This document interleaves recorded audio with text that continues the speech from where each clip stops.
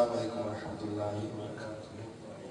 مبارکباد شد بھائی کو سال کی طرح سال کی خوبصورت محفل کو انعقاد کیا۔ اللہ پاک اس محفل کو قبول و مقبول فرمائے، عالم حیات اس محفل کو کرتے رہنے کی، کراتے رہنے کی، آنے والی نسلوں میں بھی اس کا جذبہ پیدا فرمائے، ہم سب کو حضور کے ذکر سے مستفیض فرمائے۔ اللہ پاک مستقار بھائی حاجی سلیمان راشد اعظم، جتنے ہمارے عظیم صلاحاں مفتی عالم دین، جتنے اہل سنت و جماعت کی گئے، اللہ پاک سب کے درجات کو بلند فرمائے۔ درود پاک سب مل کے پیش فرما لیجیے۔ صلی اللہ علیہ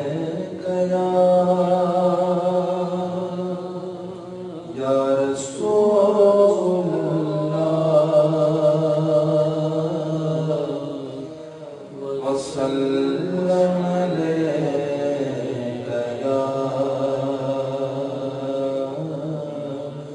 حبیب اللہ، صلی اللہ علیک یا رسول اللہ وسلم علیک یا حبیب اللہ۔ میں نے جب آپ کی دہلیز کو آقا چوما،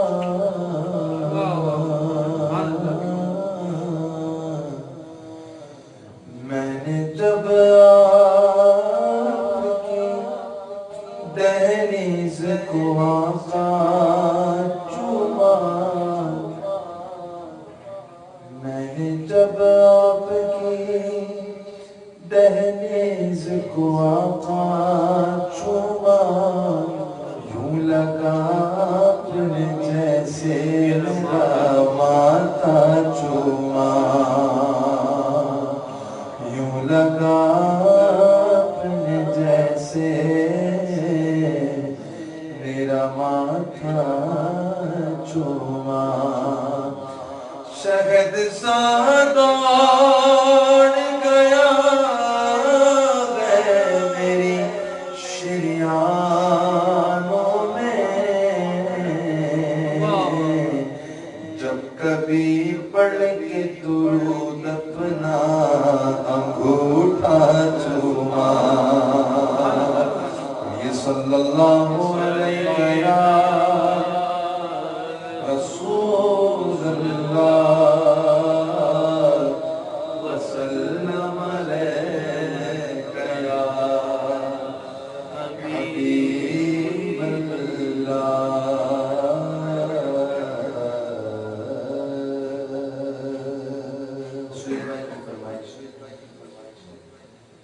حضور آپ کے در کا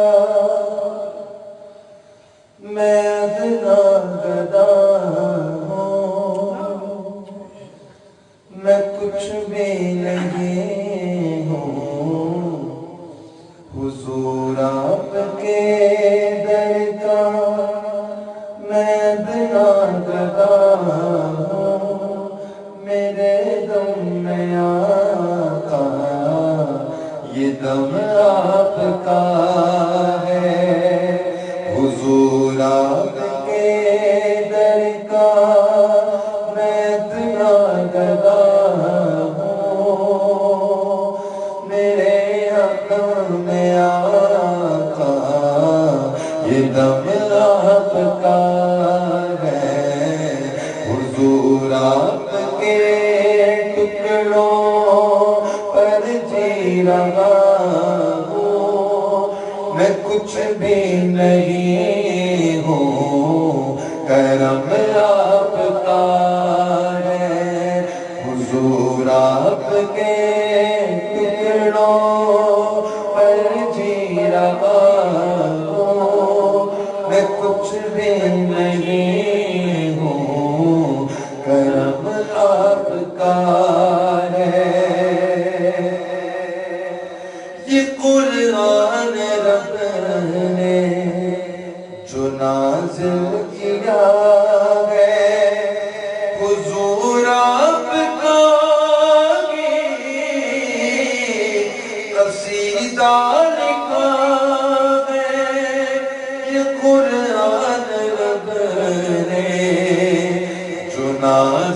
کیا ہے حضور آپ کا قصیدہ لکھا ہے حضور آپ کا قصیدہ لکھا ہے خدا کہہ رہا ہے حبیب خدا سے یہ لوح بھی تمہاری قلم آپ کا ہے خدا کہہ رہا ہے حبیب خدا سے یہ لوح بھی تمہاری قلم آپ کا ہے اسے گردشیں اب مٹائیں گی کیسے ہوائیں اسے اب بجھائیں گی کیسے ہوائیں اسے اب بجھائیں گی کیسے دیا بن کے جلتا ہے سینے میں ہردم میرے مصطفیٰ یہ جو غم آپ کا ہے میرے مصطفیٰ یہ جو غم آپ کا ہے فلک کیوں ہے روشن ذرا یہ تو سوچو زمین کیوں ہے روشن ذرا یہ تو سمجھو فلک کیوں ہے روشن ذرا یہ تو سوچو فلک زمین کیوں ہے روشن ذرا یہ تو سمجھو زمین کیوں ہے روشن ذرا یہ تو سمجھو وہاں پر میرا قدم آپ کا ہے یہاں پر بھی آقا قدم آپ کا ہے وہاں پر بھی آقا قدم آپ کا ہے یہاں پر بھی آقا قدم آپ کا برا ہوں میں یہ مانتا ہوں حضور آپ کا یہی جانتا ہوں حضور آپ کا یہی جانتا ہوں بڑا ناز ہے مجھ کو میرے مصطفیٰ پر عطا جو کیا ہے حرم آپ کا ہے بڑا ناز ہے مجھ کو میرے مصطفیٰ پر عطا جو کیا ہے حرم آپ کا ہے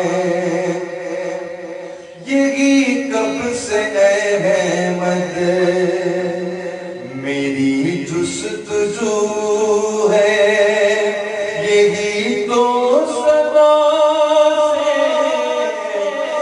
میری آرزو ہے یہی تو صدا سے میری آرزو ہے میری روح نکلے اسی راست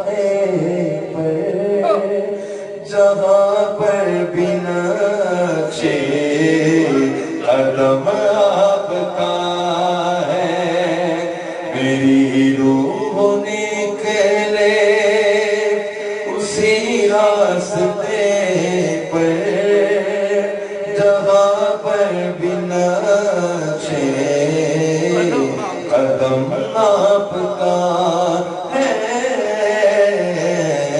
حضور آپ کے در کا میں اتنا گدا ہوں، اور کچھ بھی نہیں ہوں، کرم آپ کا ہے، آپ کا ہے۔ سبحان اللہ، سبحان اللہ، سبحان اللہ۔ جزاک اللہ۔ سبھی رحمانی صاحب کا خوبصورت کلام جو کہ انہوں نے پڑھا، لفقار نے پڑھا، میں پیش کرتا ہوں کہ ہوش و خیرت سے،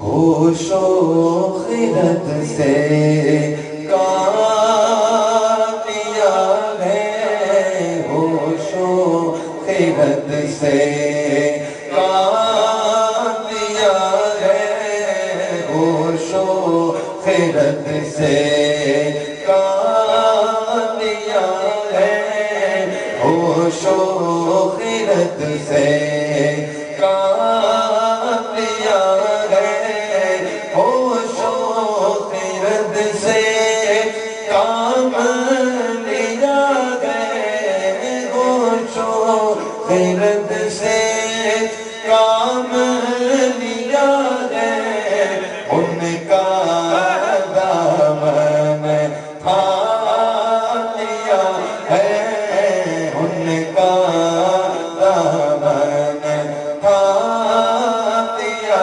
ہے، ان کا دامن تھام لیا ہے، لوگوں درود پاک پڑھو تو، لوگوں درود پاک پڑھو تم، لوگوں درود پاک پڑھو تو، میں نے ان کا نام لیا ہے، میں نے ان کا نام لیا ہے، میں نے ان کا نام لیا ہے، ان کا دامن تھام لیا ہے،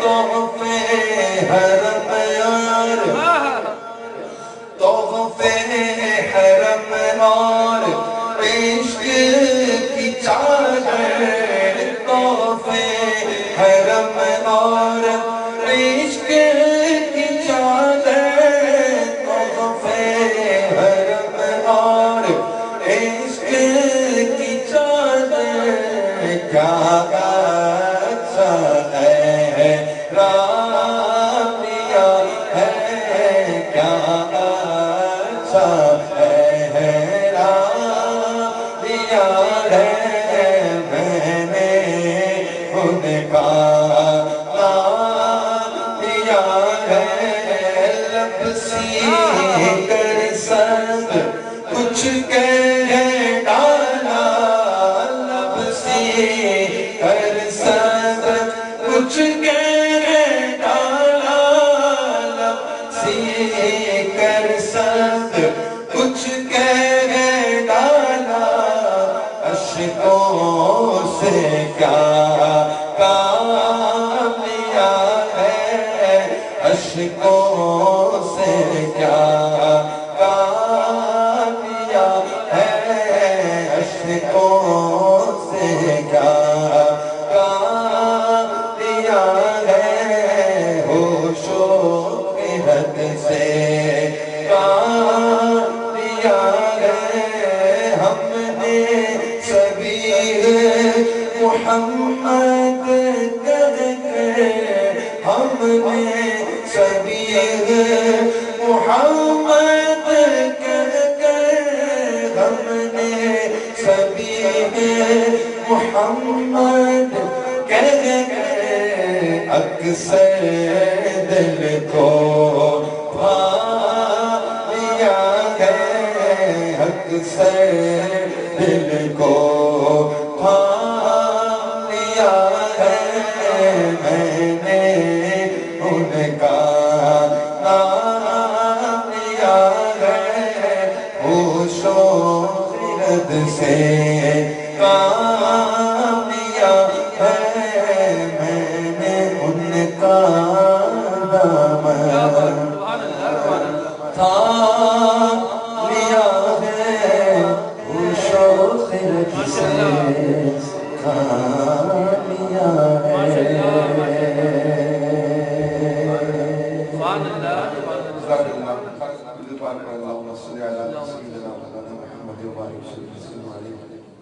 کچھ ایسے کلام پڑھنا چاہ رہا ہوں آج کہ جو میں نے بہت عرصے سے نہیں پڑھے اور ایک سرور حسین رضوی صاحب کا خوبصورت کلام ہے اس میں اہل بیت کا ذکر ہے اور کمال کی عشق والی شاعری میں پیش کرتا ہوں کہ دل الفت سرکار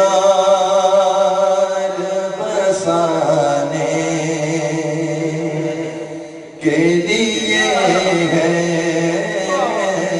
دل الفت سرکار بسانے کے لیے ہے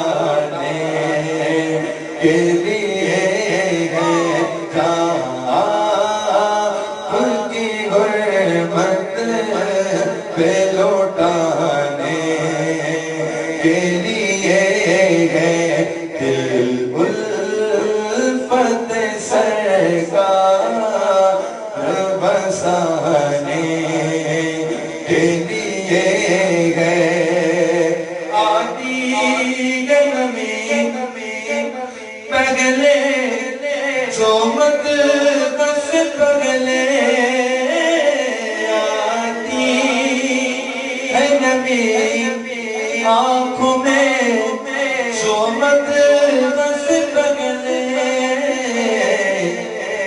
یہ نعت کے آداب سکھانے کے لیے ہے یہ نعت کے آداب سکھانے کے لیے ہے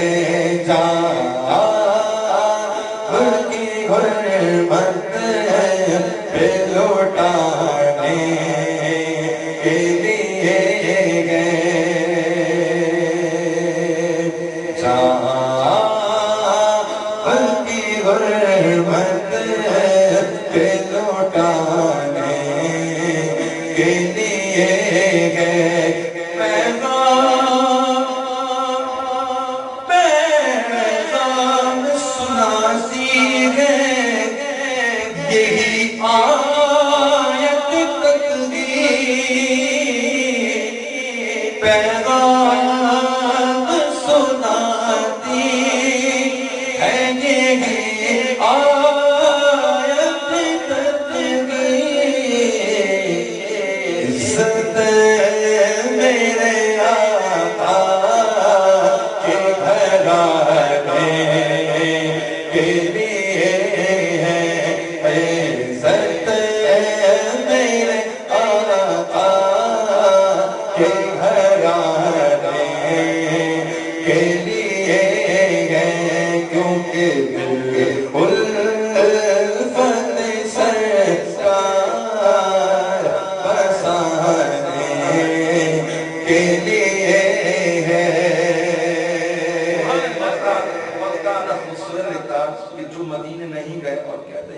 بس ملاوہ آ جائے تھوڑا پڑھتی جاتی ہے ان کو تسلی دی کہ سرور جو بلاوا نہیں آیا کئی دن سے سرور جو بلاوا نہیں آیا کئی دن سے یہ تیری طلب اور بڑھانے کے لیے ہے یہ تیری طلب اور بڑھانے کے لیے گئے سرور جو بلاوا نہیں آیا کئی دن سے یہ تیری طلب اور بڑھانے کے لیے گئے جات کی غربت پہ لوٹانے کے لیے گئے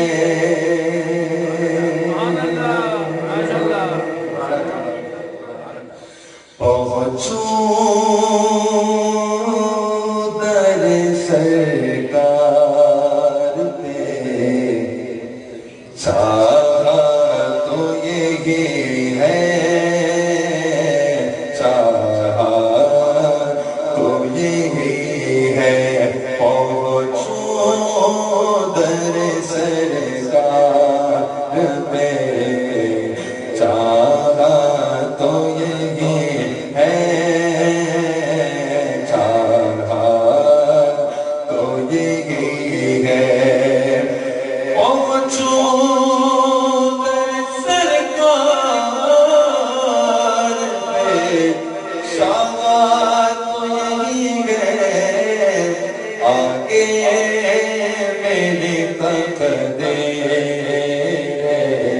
تمنا تو یہی ہے تمنا تو یہی ہے پہنچوں در سرکار پہ چاہا تو یہی ہے چاہا تو یہی ہے ایک خاص مہک آنے لگی موج ہوا میں ایک خاص مہک آنے لگی موج ہوا میں آثار بتاتے ہیں مدینہ تو یہی ہے مدینہ تو یہی ہے آثار بتاتے ہیں مدینہ تو یہی ہے مدینہ تو یہی ہے وہ منزل مقصود اللہ دکھائے آثار بتا دیتے ہیں رستہ تو یہی ہے رستہ تو یہی ہے آثار بتا دیتے ہیں رستہ تو یہی ہے رستہ تو یہی ہے گنبدِ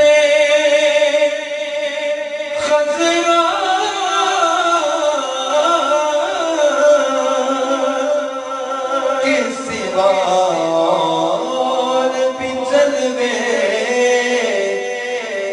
ہے گنبد خجرہ کے سوا اور بھی جلوے پر آنکھوں کے لیے خاص نظارہ تو یہی ہے نظارہ تو یہی ہے آنکھوں کے لیے خاص نظارہ تو یہی ہے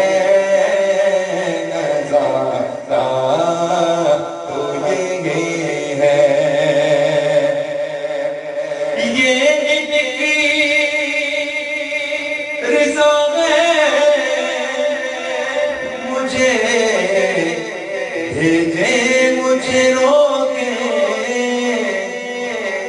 یہ ان کی رضا ہے مجھے بھیجے مجھے روکے پر واپس میں نہیں جاؤں گا سوچا تو یہی ہے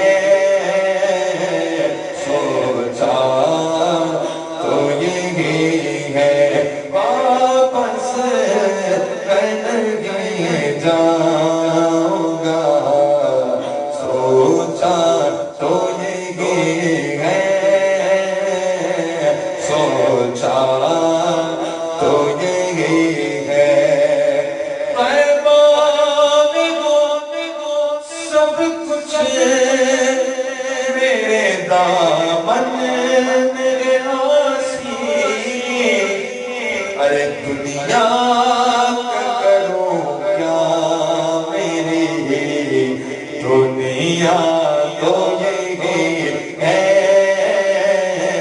دنیا تو یہی ہے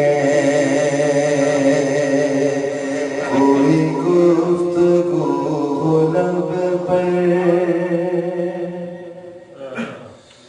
تیرا نام آ گیا ہے کوئی گفتگو لب پر تیرا نام آ گیا ہے تیرا ذکر کرتے کرتے تیرا ذکر کرتے کرتے یہ مقام آ گیا ہے کوئی گفتگو لب تیرا نام آ گیا ہے تیرا ذکر کرتے کرتے تیرا ذکر کرتے کرتے یہ مقام آ گیا ہے کوئی گفتگو لب پر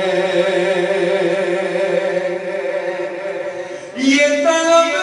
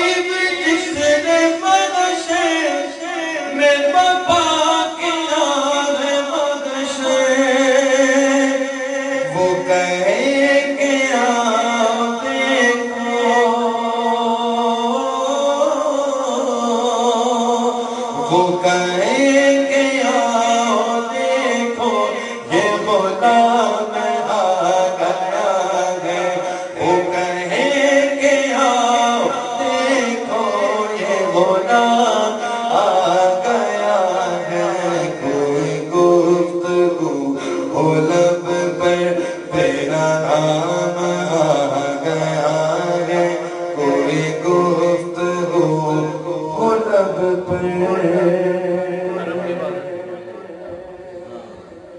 کہ کرم کے بادل برس لگے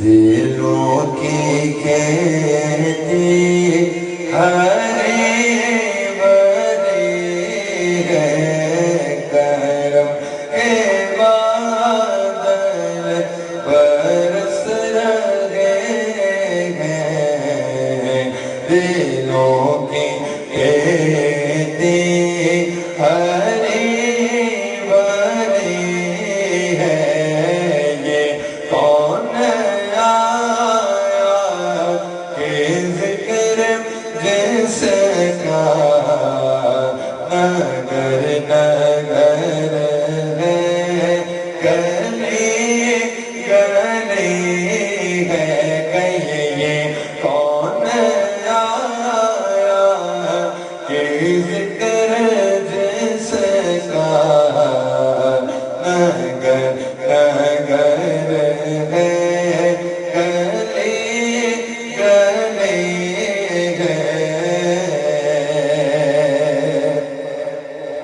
یہ کون بن کے قرار آیا یہ کون جانے بہار آیا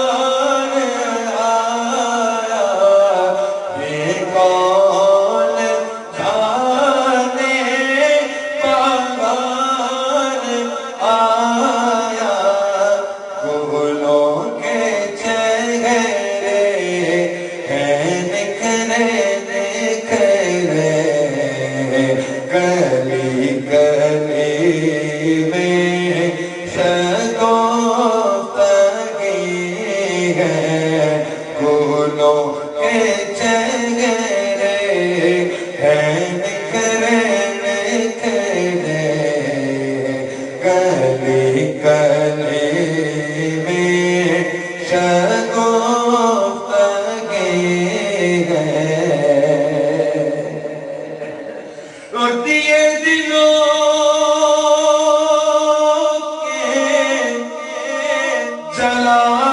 جلائے رکھنا بس نبی کی محفل سجائے رکھنا نبی کی محفل سجائے رکھنا نبی کی محفل سجائے رکھنا چھوڑا کرتے دل سکون جانے وہ ذکر ذکر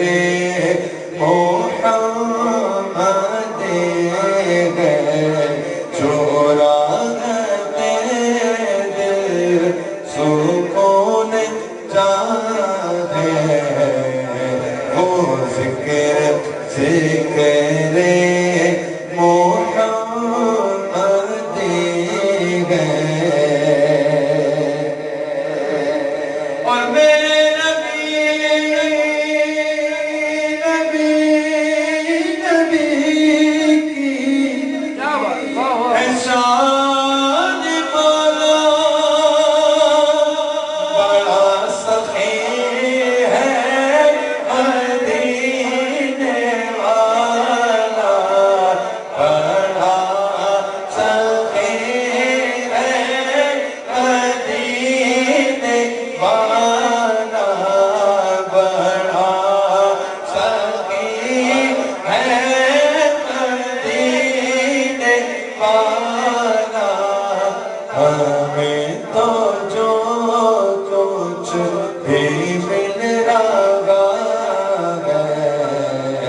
یہ مہربانی حضور کی ہے ہمیں تو جو کچھ بھی مل رہا ہے یہ مہربانی حضور کی ہے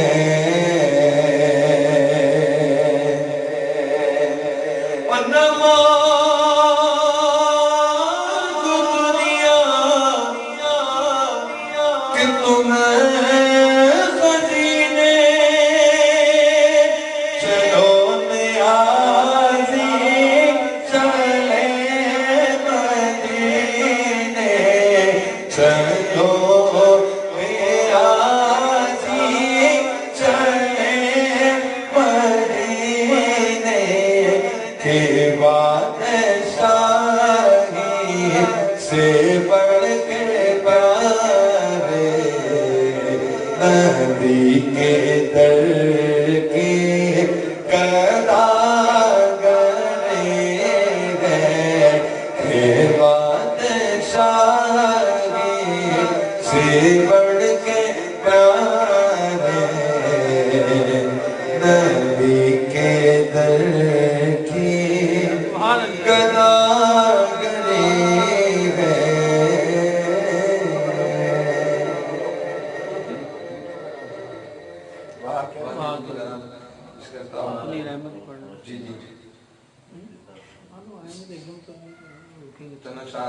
کلام پڑھتا ہوں دل تھا کہ اس دن نہال میں کیا جب محفل میں آیا تو کافی تھی لاسٹ جب نہال میں کی محفل تھی تو جو کیفیات جس پرکار میں نے ایک کلام پڑھا تھا پہلا کلام تھا فارسی کا اس میں جو کیفیات ہوئی تھی میں چاہا تھا وہ کلام میں وہاں پڑھوں لیکن آج میں اس کی چند اشعار پڑھ کے اعلیٰ حضرت کا کلام پڑھتا ہوں کہ تو امیر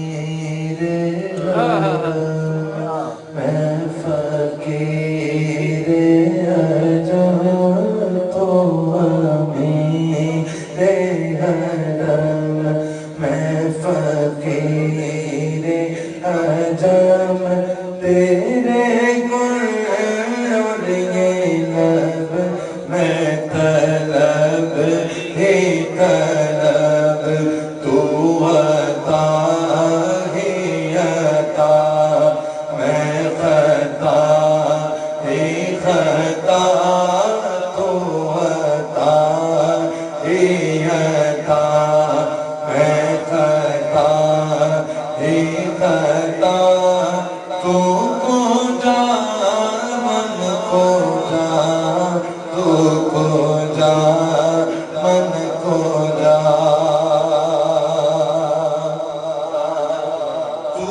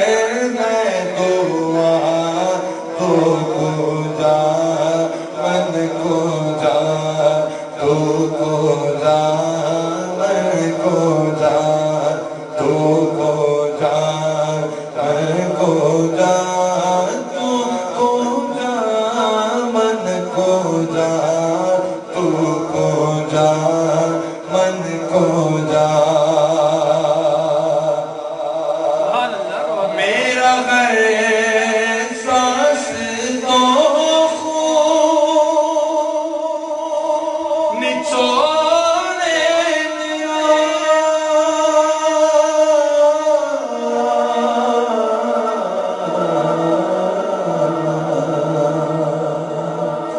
میرا غیر سانس تو خون نچوڑے میرا تیری رحمت مگر دل نہ توڑے میرا تیری رحمت مگر دل نہ توڑے میرا کاسہ ذات ہو تیری خیرات ہو کاسہ ذات ہو تیری خیرات ہو کاسہ ذات ہو تیری خیرات ہو تو سخی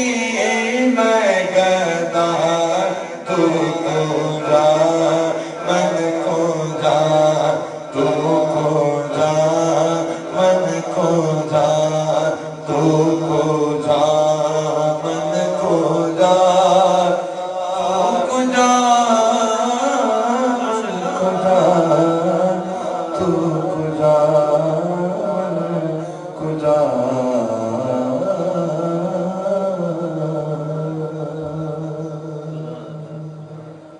ماشاءاللہ سبحان اللہ سبحان اللہ سبحان اللہ۔ یہ تھے محترم جناب عبید رضا قادری جو اپنی عقیدت و کو نچاور کر رہے تھے۔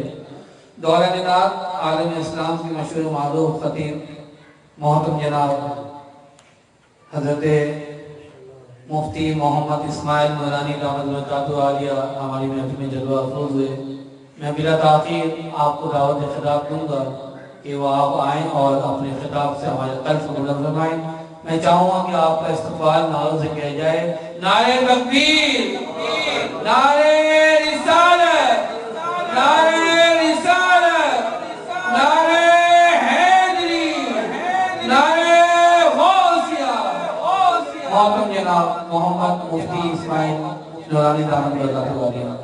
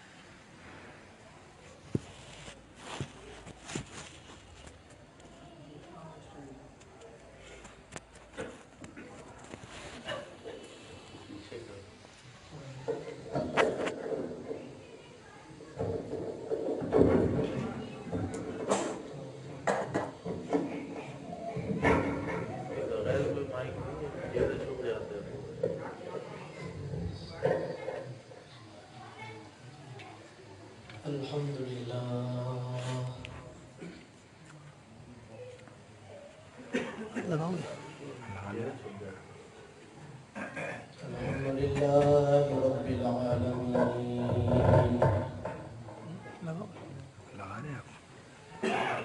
والصلاة والسلام على سید المرسلین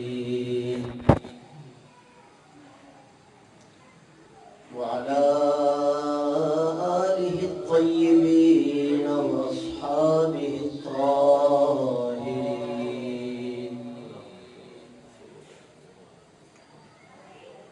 أما بعد فأعوذ بالله من الشيطان الرجيم، بسم الله الرحمن الرحيم۔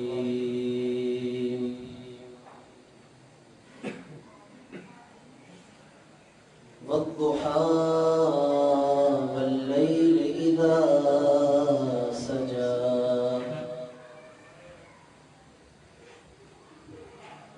ما ودعك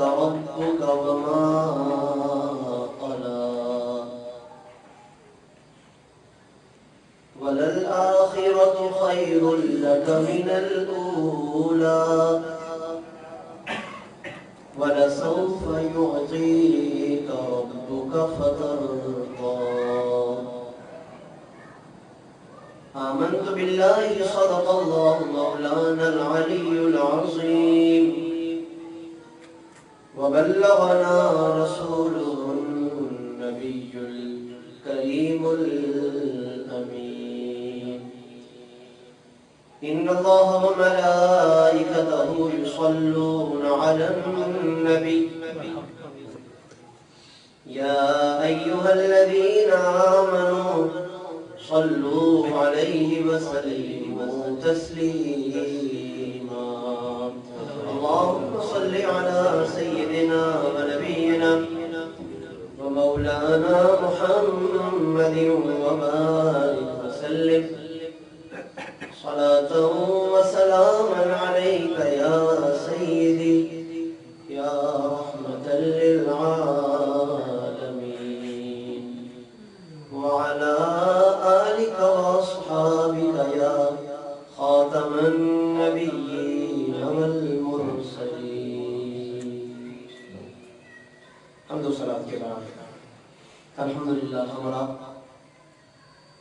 میلاد مصطفیٰ صلی اللہ علیہ وسلم کی اس بابرکت اور روحانی محفل میں شرکت کی سعادت حاصل کر رہے ہیں اور ہمارے محترم محمد ارشد صاحب نے ہر سال کی طرح اس سال بھی اس خوبصورت محفل کا یہ انعقاد کیا ہے اللہ رب کریم ان کی اس کوشش کو اس انعقاد کو ان کی طرف سے اور ان کے تمام اہل خانہ کی طرف سے اپنی بارگاہ میں قبول و منظور فرمائے آمین اور ہم سب کو اس محفل پاک کی برکتوں سے مالا مال فرمائے آمین محفل کی مناسبت سے قرآن مجید فرقان حمید کی مشہور و معروف سورہ مبارکہ سورہ والضحیٰ کی چند آیات آپ کے سامنے تلاوت کرنے کا شرف حاصل کیا ہے اور ان آیات میں اللہ رب العزت نے ہمارے اور آپ سب کے آقا و مولا حضرت محمد مصطفیٰ محمد مجتبیٰ صلی اللہ علیہ وسلم کی بہترین نعت بیان فرمائی یوں تو قرآن مجید میں جا بجا ایسی آیتیں موجود ہیں کہ جن میں اللہ رب العالمین نے آپ صلی اللہ علیہ وسلم کی عظمت کے اور آپ کی شان اور مرتبے کے مختلف پہلو بیان فرمائے بلکہ اگر ہم قرآن مجید کا مطالعہ کریں اس نقطہ نظر سے کہ اس میں اللہ رب العزت نے اپنے محبوب صلی اللہ علیہ وسلم کی سیرت کو کیسے بیان فرمایا ان کے اخلاق کو کیسے بیان فرمایا تو آیتیں پڑھتے پڑھتے پڑھتے ہمارے سامنے ایک ایسا حسین اور جمیل گویا کہ پیٹرن اور نقشہ سامنے آئے گا کہ جس کو نہ صرف یہ کہ ہم قرآن شریف کی ان آیتوں میں دیکھ سکیں گے بلکہ اس خوبصورت انداز بیان کی وجہ سے اس پیکر حسن و جمال کو اپنانے کا بھی دل چاہے گا یہ اللہ رب العزت نے قرآن مجید میں اس انداز سے اپنے حبیب کو بیان فرمایا اور ہم یوں کہہ سکتے ہیں کہ کلام پاک میں اور اس کی آیتوں میں اللہ نے ان کی سیرت بھی بیان فرمائی اور ان کی صورت بھی بیان فرمائی سبحان اللہ ان کا حسن ظاہر بھی بیان فرمایا اور ان کا حسن باطن بھی اللہ نے بیان فرمایا بلکہ بعض مقامات ایسے ہیں قرآن میں کہ جن کے الفاظ میں دونوں پہلو موجود ہیں اگر اس کی تشریح میں جائیں اس کی تحقیق میں جائیں تو انہی لفظوں میں جو بظاہر ایک لفظ ہے دو لفظ ہیں لیکن اس کے اندر معنی و مفہوم اتنا جامع ہے کہ آقا دو جہاں صلی اللہ علیہ وسلم کی سیرت کا پہلو بھی اس سے ثابت ہوتا ہے اور حضور کی صورت زیبا بھی اور اس کا حسن و جمال بھی اس میں نظر آ رہا ہے اور یہ اللہ کی شان ہے کہ وہ اپنے حبیب مکرم صلی اللہ علیہ وسلم کے لیے ایسا انداز اختیار فرماتا ہے ظاہر ہے کہ جس سے اللہ نے بے مثال بنانا تھا منفرد بنانا تھا تو اس کے لیے پھر انداز بھی ایسا ہی منفرد چاہیے اس کی مثال یوں لے لیں کہ جیسے قرآن مجید میں ایک مقام پر سورہ طٰہٰ میں 16ویں پارے میں حضرت موسیٰ علیہ السلام کا انہی کے مختلف اقوال جو انہوں نے اللہ کی بارگاہ میں عرض کیے یا اپنی قوم سے انہوں نے کوئی بات فرمائی، اس کو وہ اللہ رب العزت نے حضرت موسیٰ علیہ السلام کے ان الفاظ و کلمات کو سورہ طٰہٰ میں 16ویں پارے میں بیان فرمایا، اور وہ حضرت موسیٰ علیہ السلام اپنی قوم کے سامنے اس کو بیان کرتے ہیں، اور وہ کہتے ہیں کہ میں اپنے رب عز و جل کی بارگاہ میں آیا ہوں تاکہ اس کی رضا مجھے حاصل ہو جائے. میں اللہ کی بارگاہ میں اس لیے آیا ہوں کہ تاکہ مجھے اس کی رضا حاصل ہو جائے. پھر وہی سورہ طٰہٰ ہے، وہی 16واں پارہ ہے. آگے جا کر پھر حضور علیہ السلام میں جب ذکر آتا ہے تو پھر اللہ رب العالمین کا انداز یہ ہے کہ وہ خود رب فرماتا ہے کہ فسبح وَأَطْرَافَ النَّهَارِ لَعَلَّكَ تَرْضَىٰ، اے میرے رسول آپ صبح و شام اللہ کی تسبیح کیجیے. ادھر حضرت موسیٰ نے یہی بات کہی کہ میں اللہ کی تسبیح کرتا ہوں، اللہ کی عبادت کرتا ہوں تاکہ وہ رب راضی ہو جائے. اچھا، حالانکہ رب یقیناً نبیوں سے تو راضی ہی ہوتا ہے، لیکن ہر نبی کی خواہش اور کوشش ہوتی ہے کہ وہ اس رضا میں بھی پھر اور آگے بڑھتے ہیں. اس لیے خدا نخواستہ یہاں کوئی یہ غلط فہمی نہ رہے کہ حضرت موسیٰ علیہ السلام نے بات کر رہے ہیں کہ رب راضی ہو جائے تو کوئی ناراضگی والی کوئی بات نہیں. راضی تو وہ تھا ہی، ہمیشہ راضی رہا ہے، نبیوں سے کبھی کوئی ناراضی ہے ہی نہیں. لیکن اس رضا میں بھی پھر مراتب ہیں، درجات ہیں جس کو وہ پھر طلب کرتے رہتے ہیں. تو حضرت موسیٰ کہہ رہے ہیں کہ تاکہ وہ رب راضی ہو جائے. اور حضور علیہ السلام کا معاملہ آیا تو اسی سورہ طٰہٰ میں اللہ فرماتا ہے کہ فسبح وَأَطْرَافَ النَّهَارِ لَعَلَّكَ تَرْضَىٰ، اے میرے حبیب آپ عبادت اور تسبیح کیجیے لَعَلَّكَ تَرْضَىٰ تاکہ آپ راضی ہو جائیں. یعنی اس قدر انداز الگ ہے. حضرت موسیٰ علیہ السلام خود اپنے پہلی بات تو یہی ہے کہ وہ خود کہہ رہے ہیں، خود بیان کر رہے ہیں، اور ادھر معاملہ یہ ہے کہ اللہ بیان فرما رہا ہے ان کی حالت یا آپ صلی اللہ علیہ وسلم کی عبادت کی کیفیت کو، اور پھر اس کے نتائج و مقاصد کو اللہ تعالیٰ بیان فرما رہا ہے. اور ایسا کئی جگہ ہے قرآن میں. ایک بڑی مشہور مثال ہے، دعا بھی ہے وہ کہ اللہ رب العزت نے رب اشرح لی فرمایا، اے میرے رب میرا سینہ. حضرت موسیٰ کے ہی الفاظ میں حضرت موسیٰ کہتے ہیں کہ رب اشرح لی صدری، اے میرے رب میرا سینہ کشادہ کر دے. نبوت کو اٹھانے کے لیے میرا سینہ کشادہ کر دے. اور اپنے محبوب کے لیے فرمایا کہ الم نشرح لک صدرک، کیا ہم نے آپ کا سینہ کشادہ نہیں کر دیا؟ یعنی یہ تو پہلے سے ہی آپ کو عطا کیا ہو. اس کا مطلب یہ ہے کہ ایسی بہت سی باتیں ہیں، ایسی بہت سی صفات ہیں کہ جو انبیاء علیہ السلام نے، بعض انبیاء علیہ السلام نے وہ صفات بعد میں پائی. اور عقائد و جہاں صلی اللہ علیہ وسلم کا معاملہ یہ ہے کہ آپ کی ذات اقدس کو اللہ نے ان صفات سے متصف کر کے دنیا میں بھیجا. یعنی پہلے وہ صفت عطا فرمائے اور اس کے بعد آپ کو مبعوث فرمائے.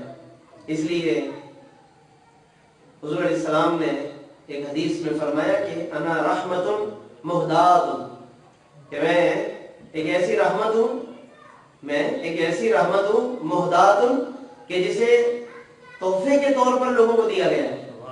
یعنی رحمت بنا کر بھیجا گیا ہے. ایسا نہیں ہوتا نا کہ ہمارے پاس کوئی چیز آ جائے اس کے بعد وہ تحفہ بنے. تحفہ جب بھی ہم کہتے ہیں تو وہ جب روانہ ہوتا ہے نا تو وہیں سے وہ تحفے کے طور پہ روانہ ہوتا ہے، پھر ہمارے پاس پہنچ جاتا ہے تو ہم اس کو وصول کر لیتے ہیں. ایسا نہیں ہے کہ وہ چیز آ گئی ہے پھر کہا جائے چلے اب آپ کے لیے تحفہ ہی ہے. ایسا نہیں، بلکہ وہ پھر عجیب بھی لگتا ہے. اگر کوئی کہے کہ اب چلے آپ تحفہ ہی سمجھیں اس کو، تو وہ ہم کہتے ہیں نہیں، اس کا مطلب ہے کہ یہ تحفہ ہے نہیں، آپ کہہ رہے ہیں. لیکن آتا ہے تو جہاں فرما رہے ہیں رحمت المحدات، فرمانے کہ میں تو پہلے سے تحفہ بنا کر رحمت کے طور پہ آیا ہوں، تحفہ بنا کر بھیجا گیا. اس کی تشریح میں پھر علماء نے فرمایا کہ دیگر انبیاء رحمت کرنے کے لیے آئے، یہ فرق ہے. دیگر انبیاء اس دنیا میں آئے للرحمت، रहमत करने के लिए आए और आकाए दो जहां रहमत बन कर आए। वो खुद रहमत है, वो रहमत करने आए, ये रहमत बन कर आए। तो यकीनन ये बहुत बड़ा फर्क है और इसीलिए अल्लाह ने फिर आप सल्लल्लाहु अलैहि वसल्लम के लिए अंदाज़े बयान को मुख्तलिफ रखा। बात ये चल रही थी कि अंदाज़े बयान मुख्तलिफ अल्लाह ने महबूब मुकर्रम सल्लल्लाहु अलैहि वसल्लम के लिए जहाँ बजा कुरान में इसकी मिसालें मिलेंगी आपको जब हम इस नुक्ते नजर से कुरान को पढ़ेंगे कि अल्लाह ने किस तरह अपने हबीब की सूरत व सीरत को बयान फरमाया, तो बड़ा बेमिसाल बयान है। अब आप ये देखिए जो आयतें अभी आपके सामने हमने पढ़ी है सूरह वद्दुहा की, ये कुछ आयतें हैं। अल्लाह रब्बुल आलमीन इसमें फरमा रहा है कि वद्दुहा वल्लैलि इज़ा सजा मा वद्दअका रब्बुका वमा क़ला वलल-आखिरतु खैरुल लका मिनल ऊला वलसौफा युअतीका रब्बुका फतरदा। अब इसमें वद्दुहा का लफ्ज़ फरमाया ना, पहले वद्दुहा फरमाया। ये कसम का अंदाज है कि अल्लाह रब्बुल आलमीन जब वाव के जरिए से कुरान में कोई लफ्ज बयान फरमाता है वाव के जरिए, तो फिर उसके अंदर कसम का पहलू पाया जाता है। कसम का माना हो, जैसे मिसाल के तौर पर कुरान में है कि वल्लैलि इज़ा यग़शा, रात की कसम, वल्लैल में वाव आया, वल्लैल लैल अरबी में रात को कहते हैं, लेकिन जब वल्लैल कहा इसका माना हो गया रात की कसम, वन्नहार दिन की कसम, नहार माने दिन, वाव आ गया तो वन्नहार दिन की कसम। तो इसी तरीके से सूरह वद्दुहा के अंदर जब हम अभी जो आयतें सुन रहे हैं उसमें अल्लाह रब्बुल इज्जत ने फरमाया कि वद्दुहा, फरमाया कि दुहा की कसम। ये वाव जब अल्लाह ने इसके साथ जिक्र फरमाया तो अब दुहा की कसम, दुहा अरबी का लफ्ज है, वद्दुहा दुहा की कसम। इसका माना है चाश का वक्त, बुनियादी तौर पर इसका माना है चाश का वक्त। बड़ा उजाला होता है, बड़ा रोशन रोशन वक्त होता है, कितना सुहाना वक्त होता है। अभी सूरज पूरी तरह ऐसा नमूदार नहीं हुआ कि जिसके अंदर जो सूरज की सिफात है, सूरज की खुसूसियात है, बहुत ज्यादा रोशनी इतनी कि वो बहुत ज्यादा महसूस हो, कोई उसके अंदर तपिश की कैफियत हो कि जो बर्दाश्त ना हो। ये एक वक्त होता है कि जब आगे वक्त गुजरता है, 1 बजे का वक्त होता है, 12 बजे का वक्त होता है, 11 के बाद से फिर जाहिर है कि वो सूरज की कैफियत ही अलग हो जाती है। लेकिन उससे पहले जब हम देखते हैं 9 बज रहे हैं, 9:30 का टाइम होता है, हमारे बाहर एक निकलने का या कहीं रवाना होने का जो वक्त होता है वो कितना एक भला टाइम वक्त और वक्त मालूम होता है। आदमी चाहता है कि कुछ देर इस वक्त को जरा देखा जाए, इससे कुछ फायदा हासिल किया जाए। सेहत के नुक्ते नजर से भी अच्छा वक्त है, सुबह से लेकर कुछ देर तक का वो जो वक्त है यकीनन हमारे लिए मुफीद है और वो काबिल तस्कीन भी होता है, काबिल बर्दाश्त भी होता है और अच्छा वक्त होता है। ऐसे ही वक्त को दुहा कहते हैं। दुहा का माना चाश का वक्त, जिसमें उजाला भी है, फायदा भी है और लोगों के लिए कोई परेशानी की बात भी नहीं, बल्कि उसी वक्त का इंतजार करते रहते कि वो वक्त आए तो सुबह का उजाला फैलता है। ये अल्लाह ने उसकी कसम उठाई। अल्लाह फरमा रहा है वद्दुहा, चाश के वक्त की कसम। और अल्लाह की कस्में जो होती है ना, वो यकीनन अल्लाह का तो कोई लफ्ज किसी हिकमत के बगैर नहीं हो सकता। अल्लाह कोई बात करे और हिकमत ना हो, और फिर खाली आम सी बात में जब हिकमतें हैं तो वो रब जब कसम उठा ले तो फिर क्या बात है। यानी कसम तो हम भी कभी उठाते हैं तो कोई वजह होती है, हम बेवजह तो बहुत कुछ बोलते रहते हैं, लेकिन हम और आप भी कसम अगर उठा लें तो कोई वजह होती है। जब हमारी कसम में भी कोई ना कोई खास बात होती है, कोई खास मौका होता है तो कसम उठाते हैं। जहां वो परवरदिगार के जिसे कसम उठाने की जरूरत ही नहीं, अल्लाह को अपनी बातों में कसम की जरूरत ही नहीं है। भाई कसम वो उठाता है जिसे अपनी बात मनवानी, कसम तो वो उठाएगा ना जिसे अपनी बात मनवानी। अल्लाह को तो जरूरत ही नहीं कसम उठाने, फिर अल्लाह ताला कसमें क्यों उठाता है? तो वो अपनी बात मनवाने के लिए नहीं, बल्कि जिसके लिए कसम उठाई उसकी अहमियत बताने के लिए। जिसके लिए कसम रब उठा रहा है उसकी इज्जत, उसकी अहमियत, उसके मकाम और उसके मर्तबे को बताने के लिए अल्लाह कसम उठा रहा है। अल्लाह को कोई जरूरत नहीं थी कसम उठाने की, बस बात ये थी कि उन लोगों के सामने उस शख्सियत की इज्जत अफजाई करनी थी कि जिस शख्सियत को अल्लाह ने अपना महबूब और अपना रसूल बनाकर उनके दरमियान अल्लाह ने जलवागर फरमाया ताकि उसकी अहमियत जाने। इसलिए अल्लाह ताला कसमें اٹھاتا ہے. اور قرآن میں ایسی بہت سی آیتیں ملیں گی آپ کو کہ جہاں اللہ تبارک و تعالیٰ نے قسم کے ساتھ بات ارشاد فرمائی. تو یہ تو پہلی بات ہو گئی، دوحا چاش کا وقت ہے، اور اللہ فرما رہا ہے بدوحا چاش کے وقت کی قسم. اس کے بعد آگے دیکھیے اگلی آیت ہے، فرمایا واللیل اذا سجا. اب اندھیرے کی کا ذکر، پہلے اجالے کا ذکر کیا، اب اندھیرے کا ذکر. فرمایا واللیل، اور رات کی قسم. رات میں اندھیرا ہے، رات میں بھی سکون ہے، کیونکہ اندھیرا ہونا بھی باعث سکون ہوتا ہے آرام کے لیے، انسان کے جسم کے لیے اور اس کی تمام تر جسمانی ضروریات کے لیے. اللہ نے یہ رات اسی لیے بنائی تاکہ لوگ اس میں سکون حاصل کریں، آرام کریں. فرمایا واللیل، اور رات کی قسم. اذا سجا، جب وہ رات چھا جاتی، جب وہ رات چھا کر اپنے اندر ڈھانپ لیتی ہے لوگوں کو، اپنی آغوش میں لے لیتی. فرمایا رات کی اس کیفیت کی قسم کہ جب وہ چھا جاتی. یہ دو قسمیں اٹھا کر اب آگے وہ بات آ رہی ہے جس کے لیے قسم اٹھائی، وہ شخصیت اور اس کا ذکر. کیا فرمایا؟ ما ودعک ربک وما قلی. قسمیں اٹھا کر اللہ فرما رہا ہے کہ اے پیارے رسول، اے میرے محبوب، ما ودعک ربک، اللہ نے نہ تو آپ کو چھوڑا ہے، وما قلی، اور نہ ہی وہ آپ سے ناراض ہوا ہے. اچھا، اب یہ آیت پڑھ سن کر ہمیں ایسا یقیناً محسوس ہوتا ہے اور ہونا بھی چاہیے کہ ایسی کوئی بات کسی کی طرف سے اعتراض کے طور پر آئی ہوگی اس وقت کفار قریش کی طرف سے، مشرکین کی طرف سے، کہ جنہوں نے کوئی نہ کوئی حضور علیہ السلام پر اس طرح کا کچھ الزام لگایا ہوگا، جس کا یہ جواب دیا جا رہا ہے بڑے پرشوکت انداز کے ساتھ، بڑے قسم اٹھا کر اللہ فرمانا. یہ ایسے ہی نہیں ہے بے وجہ، یہ انداز بتا رہا ہے کہ کوئی بات ضرور ہوئی تھی، اور بالکل ایسا ہی ہے، کوئی بات ہوئی تھی ایسی.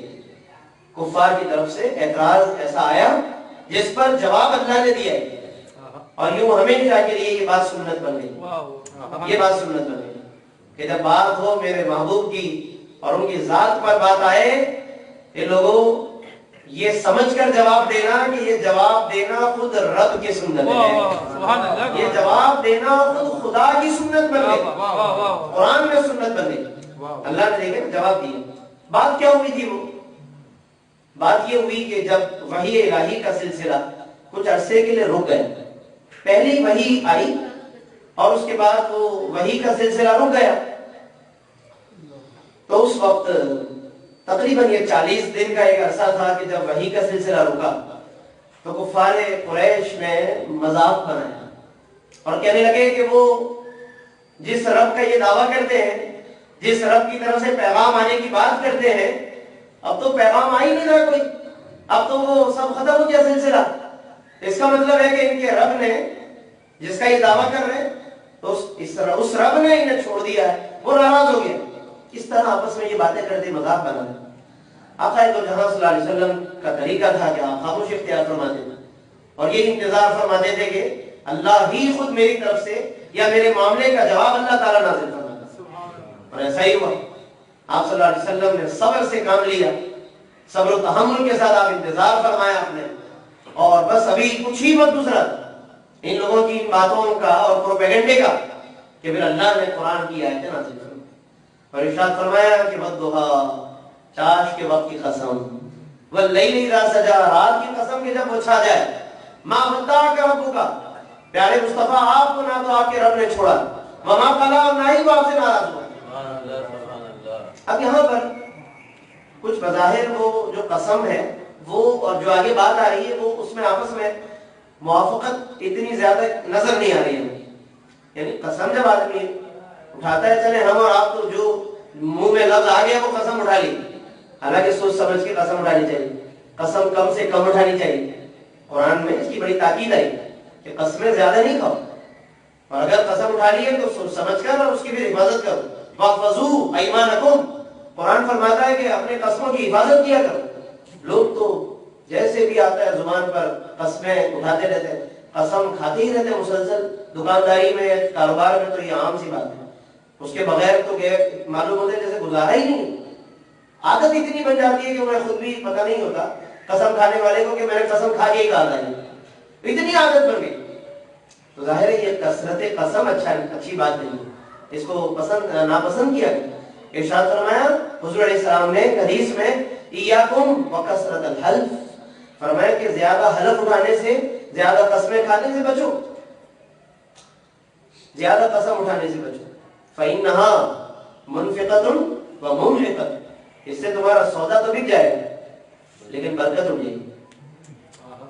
اب اندازہ کیجیے، سودا تو بک جاتا ہے نا، خوش ہو جاتے ہیں سودا بک گیا، قسم کھائی تھی اس لیے اگلے نے مان لیا. تو یہی تو حضور فرما رہے ہیں فَإِنَّهَا مُنْفِقَةٌ، اس سے سودا تو چلا جائے گا، مطلب بک جائے گا، وَمُمْحِقَةٌ، لیکن برکت اٹھا لیجیے. اس لیے دیکھیں نا لوگ بیچارے رونا روتے رہتے ہیں مشکلات کا. تو یہ قسمیں اٹھانے میں احتیاط چاہیے. اللہ رب العالمین جب قسم اٹھاتا ہے اور آگے جو بات آئے تو اس میں بڑی گہری مناسبت ہوتی ہے. جو قسم اٹھائی ہے وہ اور جس بات پر قسم اٹھائی اس میں بڑی گہری مناسبت ہوتی ہے. اور یہ اللہ کے کلام کا تقاضا ہے کہ وہ اتنا عظیم رب ہے، اس کا کلام بھی پھر اتنا بے مثال ہے، اس کے اندر بڑا گہرا ربط ہے آپس میں آیتوں میں. ایسی کوئی خدا نخواستہ بے ربطی نہیں ہے قرآن میں.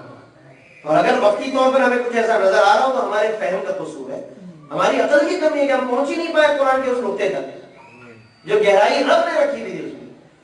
تو اب یہاں پر یہ بات سمجھنے کی ہے کہ اللہ فرما رہا ہے چاش کے وقت کی قسم، اللہ فرما رہا ہے رات کی قسم، اور پھر فرما رہا ہے کہ پیارے مصطفیٰ اللہ نے نہ تو آپ کو چھوڑا ہے نہ سے ناراض ہوا. تو یہ جو اپنی رضامندی کا اعلان کرنا تھا اللہ نے، تو اس کے لیے یہ رات اور دن کی قسمیں اٹھائی. اس میں آپس میں مناسبت کیا ہے، یہ بات سوچنے کی ہے. اسی کی تشریح میں پھر علماء نے اسی بنا پر کہ تاکہ تطبیق ہو جائے، موافقت ہو جائے، بات میں ربط ہو جائے، تو اسی کے لیے پھر علماء نے اس کی تشریح فرمائی کہ یہ قسمیں ہیں. بظاہر تو یہی لگ رہی ہے کہ چاش کے وقت کی قسم ہے، بظاہر لگ یہی رہا ہے کہ رات کی قسم ہے. نہیں، فرماتے ہیں لفظ یہی ہے مگر مراد کچھ اور ہے. لفظ تو یہی ہے مگر مراد کچھ اور. اور وہ کیا ہے؟ فرمایا کہ وَالضُّحَىٰ، چاش کے وقت کی قسم. لفظ تو یہی ہے لیکن فرمایا مراد یہ ہے اے پیارے حبیب آپ کے رخ روشن کی قسم. جیسے دن روشن ہے نا، اللہ نے روشن دن کہہ کر مصطفیٰ کریم کا چہرہ پر نور مراد لیا ہے. وَالضُّحَىٰ، رخ روشن کی قسم، جس کی کرنیں پوری دنیا میں پھیلی ہیں، جس کے نور نے پوری دنیا کو منور کر دیا، روشن فرما دیا، فرمایا اس کی قسم. اور واللیل میں پھر زلف عنبرین، آقا کی زلفوں کا ذکر ہے، اشارہ ہی ہے.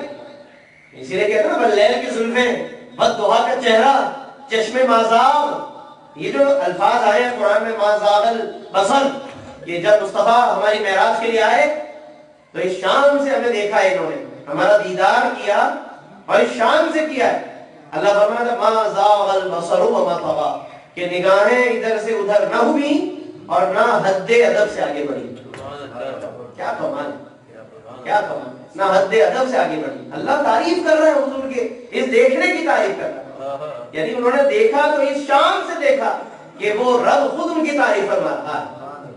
یہ کمال مصطفیٰ ہے. تو اللہ تعالیٰ آپ صلی اللہ علیہ وسلم کے چہرے پر نور کی قسم اٹھا رہا ہے، فرمایا کہ آپ کے رخ روشن کی قسم، اور واللیل، اور آپ کے زلف کی قسم کہ اذا سجا، جب وہ کبھی کبھی بات کرتے ہوئے چھا جاتی ہے. اذا سجا کا معنی یہی تھا نا رات چھا گئی. تو یہاں پر رات کا ذکر تو ہے نہیں، زلفوں کا ذکر ہے. کبھی کبھی حضور اپنی اداؤں سے کسی کی طرف دیکھتے ہیں تو کچھ بال، منہ مبارک، آج ماشاءاللہ اس محفل میں منہ مبارک کی زیادت تھی، چلے اچھا ہی ہوا یہ ذکر بھی آ گیا. واللیل کی زلفوں کی بات آئی گئی تو فرمایا کہ واللیل، زلفوں کی قسم، اذا سجا، کہ جب وہ آپ کی اداؤں میں کبھی کبھی کچھ بال چھا جاتے ہیں. یہ اللہ تعالیٰ اس ایک کیفیت کو بیان فرماتا ہے. تو اب نسبت کیا ہوگی آگے آنے والی بات میں؟ آگے بات کیا ہے؟ مامد دعا کرا تو کم آتا، آپ کے رب نے نہ تو آپ کو چھوڑا ہے نہ ناراض ہوا. اب بات بالکل صحیح ہو گئی کہ اتنے حسین چہرے والے کو بھی کوئی چھوڑ سکتا ہے؟ اتنے حسین زلفوں والوں کو چھوڑ دیا جائے؟ نہیں. فرمایا پیارے حبیب جب اتنا حسین چہرہ ہم نے آپ کو عطا فرمایا، اتنی پیاری زلفیں عطا فرمائی، بھلا کیسے ہو سکتا ہے کہ رب آپ کو چھوڑ دے، رب آپ سے ناراض ہو جائے؟ اب یہ بات بالکل مربوط نظر آ رہی ہے. تو یہ پھر علماء اس طرح تشریح کر کے کوشش کرتے ہیں پہنچنے کی اللہ کے معنی و مفہوم تک. ہر ایک اپنے اپنی بساط کے مطابق تشریح کرتا ہے. اگرچہ پھر آخر میں علماء یہی کہتے ہیں کہ یہ ہماری اپنی کوشش تھی کہ ہم نے سمجھنے کی کوشش کی ہے، ہم نے اپنی طاقت و توانائی خرچ کی ہے، لیکن حقیقت حال بہرحال اللہ ہی جانتا ہے. حقیقت محمدی کیا ہے اللہ ہی جانتا ہے. اور یہاں پھر ہمیں حضرت صدیق اکبر کی وہ بات یاد آتی. حضرت ابو بکر کا وہ قول بڑا اس معاملے میں رہنما ہے. وہ فرماتے ہیں کہ حضرت صدیق اکبر فرماتے ہیں کہ حضور علیہ السلام نے مجھ سے فرمایا کہ یا ابا بکر، اے ابو بکر، لم یعرف حقیقتی سوا ربی، میری حقیقت کو میرے رب کے سوا کوئی جانتا ہی نہیں. حقیقت محمدی کیا ہے یہ صرف اللہ کو معلوم. باقی جو کچھ بیان ہوتا ہے وہ جو ظاہراً ثابت ہو رہا ہے اسی کے مطابق ترجمہ ہو گیا قرآن، اسی کے مطابق تشریح ہو گئی، کچھ احادیث کی مدد مل گئی، کچھ صحابہ کے واقعات سے مدد مل گئی، کچھ اللہ نے جو عقل و فہم اور نور علم عطا فرمایا کچھ اس کی مدد آ گئی. اور وہ بھی اللہ نے ہی زمین پہ نازل کی ساری فہم و فراست، یہ ساری سمجھ تاکہ محبوب کا ذکر ہو دنیا میں. ورنہ اگر یہ سب کچھ بھی اللہ نازل نہ کرتا پھر حقیقت محمدی بھی صرف اللہ ہی کو معلوم ہے. یہ سب کچھ بھی اللہ نہ بتاتا، اتنا علم بھی اگر نہ دیتا پھر ذکر کیسے ہوتا حضور؟ ذکر بھی کروانا تھا. اللہ نے بھی سکھایا لوگوں کو، یہ ساری باتیں میں سکھائی، یہ سارا علم قرآن کا، حدیث کا، اس کا فہم، اس کی تشریح، اس کی تعبیر، اس کے معانی، اس کے مفاہیم، یہ سب کچھ اللہ نے دیے تاکہ لوگ اس کے مطابق سمجھنے والے سمجھیں، بیان کرنے والے بیان کریں، سننے والے سنیں، غور کرنے والے غور کریں، پھر عمل کریں. یہ سارا سلسلہ اللہ نے کائنات کا چلانا تھا. لیکن یہ ہمیشہ یاد رکھیے کہ یہ سب کچھ یہ انتہا نہیں، یہ تو ابتدا بھی نہیں ہے. صحیح معنی انتہا کی کیا بات؟ ہم جو کچھ بیان کرتے ہیں گھنٹوں اگر بیان کرتے رہے تو اللہ انتہا تو دور کی بات ابتدا بھی نہیں، ابتدا بھی نہیں. پھر تو اللہ اکبر بھی ان کی انتہا کا کیا کہنا یا ان کے مراتب اعلیٰ کا کیا کہنا. اس لیے دیکھیں بلغ العلا، شیخ صادق ہے بلغ العلا بھی کمالے، وہ اپنے کمالات کے ساتھ بلندیوں پہ پہنچ گئے. بلغ العلا بھی کمالی، معراج النبی اسی کی دلیل ہے کہ وہ اس بلندی پہ گئے کہ جہاں سب عاجز ہو گئے، سب پیچھے رہ گئے. نبیوں کی امامت کر دی تو وہ ظاہر ہے کہ امامت ہو گئی ان میں سے کچھ انبیاء سے آسمانوں میں ملاقات ہو گئی تو وہ وہیں پر ظاہر ہے کہ رہے. بہت اگر کوئی آگے تک ساتھ تھا تو وہ جبریل امین ہے نا، سدرۃ المنتہا تک گئے نا. مگر دیکھیں نا وہ بھی تو منتہا ہے، انتہا ہے، وہاں پر ان کی بھی انتہا ہے. اس سے زیادہ تو کوئی آگے نہیں کہہ سکتا. زمین پر سرکار تھے جب تک تو اہل زمین تھے آپ کے ساتھ، اہل زمین تھے، آپ کے گھر والے تھے، صحابہ تھے دائیں بائیں، رات کا وقت تھا اس لیے سب آرام کر رہے. تو یہاں سے پھر آپ چلے، انہیں چھوڑا، یہ پیچھے رہ گئے، بیت المقدس گئے، اتنی مقدس ہستیاں آئیں انبیاء، پھر اس کے بعد حضور اور آگے گئے، پھر یہ سب بھی پیچھے رہے. ان میں کچھ انبیاء آسمانوں پر، پھر وہ بھی پیچھے رہے. پھر آخر تک بس جبریل ساتھ تھے. وہ بھی ہم اگر واضح طور پر دیکھیں تو صاف صاف نظر آ رہا ہے کہ وہ سدرۃ المنتہا تک گئے اور وہاں پہنچ کر انہوں نے صاف صاف کہہ دیا یا رسول اللہ بس اب اس سے میں آگے نہیں چل سکتا، میں آپ کے ساتھ. کہا کیوں؟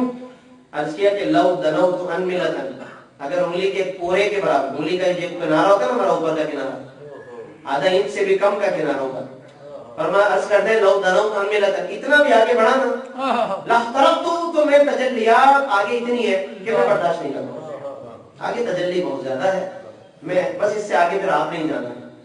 یہاں پر یہ بھی پتہ چل گیا کہ اس سے پہلے تک جبریل جو ساتھ تھے تو وہ راستہ بتانے کے لیے نہیں تھے. اگر اب تک راستہ بتانے کے لیے ہوتے تو پھر آگے کا راستہ کون بتا رہا؟ یہ واضح بات ہے. اگر کوئی یہ سمجھ رہا تھا، اللہ نے تو یہ بھی دکھا دیا کہ لوگوں یاد رکھنا کہ زمین سے لے کر آسمانوں تک، آسمانوں سے لے کے سدرۃ المنتہا تک میرا جبرائیل انہیں راستہ بتانے کے لیے نہیں تھا بلکہ ان سے فیض حاصل کر رہا تھا. راستوں میں جبریل کا آنا جانا تھا تو یہاں تک وہ اپنے آپ کو مستند بنا رہے حضور علیہ السلام کے ذریعے. اس لیے دیکھو جب آسمانوں پہ پہنچے جبریل حضور کے ساتھ تو آواز کیا آتی تھی کہ کون ہے؟ من بالباب، یہ صحیح بخاری کی حدیث ہے. من بالباب، کون ہے دروازے پر؟ کہا جبریل. کہا آپ کے ساتھ کون ہے؟ کہا محمد صلی اللہ علیہ وسلم. کہا آئے ہیں یا بلائے گئے؟ کہا بلائے گئے. پھر دروازہ کھل جاتا تھا. ہر آسمان پہ اسی طرح ہوگا. کہا کون؟ کہا جبریل. کہا آپ کے ساتھ کون ہے؟ کہا محمد صلی اللہ علیہ وسلم. آئے ہیں یا بلائے گئے؟ کہا بلائے گئے. دروازہ کھل گیا. اب جبریل تو پہلے تو روز آتے تھے وہاں پر، یہ دروازے کیوں بند ہیں؟ گویا بتایا کہ یہ دروازے آپ جبریل کے نام سے نہیں محمد کے نام سے کھل رہے ہیں. جب حوالہ دیا کہ میرے ساتھ محمد ہے تو آج دروازہ کھلا ہے. گویا کہ وہ حوالہ وہ جبریل کے لیے بھی حوالہ ہے اور وہ سند بن گئے، سند ہیں اور سند بنے جبریل امین کے لیے، تو سدرۃ المنتہا پر ان کی بھی انتہا ہوگی۔ اور اس جگہ پر آ کر نور و بشر کا معاملہ بھی واضح طور پر اللہ نے دکھا دیا کہ جس کو بھی اگر شک تھا حضور علیہ السلام کے نور ہونے میں، نورانیت میں، تو دیکھ لو نور میں سب سے زیادہ نورانیت جبریل کو ملی۔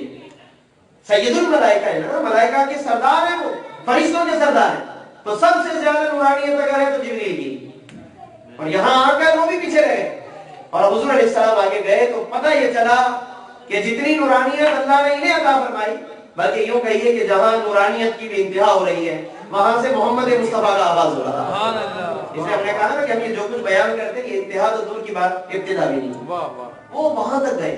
اور پھر آگے پھر لامکاں کا لفظ آ جاتا ہے۔ لامکاں کا مطلب یہ ہوتا ہے کہ بس ہم اس کو لفظوں میں بیان نہیں کر سکتے، وہ پھر وہ کیفیات ہے کہ اللہ اکبر، پھر وہ جانے کہ جس نے بلایا، وہ جانے کہ جسے بلایا گیا ہے، یہ وہ دلیل ہے بلندی۔ بددہا پہ بات ہو رہی تھی، ضمن ایک بات ہے، بددہا رخ روشن کی قسم، واللیل، اور فرمایا کہ محبوب آپ کی زلفیں عنبرین کی قسم۔ بعض علماء نے اور بھی اس کے مفہوم بیان کیے۔ مثال کے طور پر ایک معنی بددہا کا معنی لیا علم مصطفیٰ۔ علم دیکھیں، علم میں بھی روشنی کا معنی ہے۔ جب تک ہمیں کچھ پتہ نہیں ہوتا ہمارے لیے وہ بات اندھیرے میں ہوتی ہے، جیسے ہی پتہ چلتی ہے تو اجالا گویا روشنی ہو گئی کہ ہمیں پتہ چل گیا۔ بہت سی چیزوں کو ہم نہیں جانتے، کسی جگہ کے بارے میں ہم نہیں جانتے، تو جب تک ہم اندھیرے میں، جیسے ہی ہمیں پتہ چل گیا ہم روشنی میں آ گئے، ہم اجالے میں آ گئے۔ تو اجالا اور روشنی کا لفظ علم کے لیے بھی آتا ہے، اور ویسے تو باقاعدہ طور پر علم کو کہا ہی نور جاتا ہے۔ العلم نور، علم ایک نور ہے، علم ایک روشنی ہے۔ تو بعض علماء کہتے ہیں کہ بددہا کہہ کر اللہ نے علم محمد مصطفیٰ کی قسم اٹھائی۔ بددہا آپ کے علم کی قسم، اللہ نے جو آپ کو علم عطا کیا اس کی قسم، کیونکہ اسی کے ذریعے سے اسلام کا نور پھیلا ہے، اسی کے ذریعے اجالا ہوا ہے، اسی کے ذریعے قرآن پہنچا، اسی کے ذریعے حدیث پہنچی، اور اسی کے ذریعے اللہ رب العالمین نے سارے حقائق لوگوں کو سمجھایا۔ یہ روشنی کا مطلب علم۔ اچھا، اب یہاں پر پھر ذہن میں سوال آئے گا، یہ اب یہاں پر ایک بڑی دلچسپ بات ہے اور طلب بھی ہے سمجھنے کی، کہ اگر آپ علم بددہا سے مراد علم لے رہے ہیں، حضور کا علم، اور وہ روشنی ہو گئی، تو آگے تو پھر اندھیرے کا ذکر آ رہا ہے، پھر کیا کریں گے آپ؟ واللیل میں تو اندھیرا ہے، رات ہے وہ۔ ابھی جو تیرے زلفوں کے معنی و مفہوم سے بات بن گئی، زلفوں کے معنی و مفہوم سے بات بن گئی نا، لیکن اب یہاں پر بددہا سے اگر علم محمد ہے تو پھر واللیل میں تو اندھیرا ہے، پھر وہ وہاں کیا ہوگا؟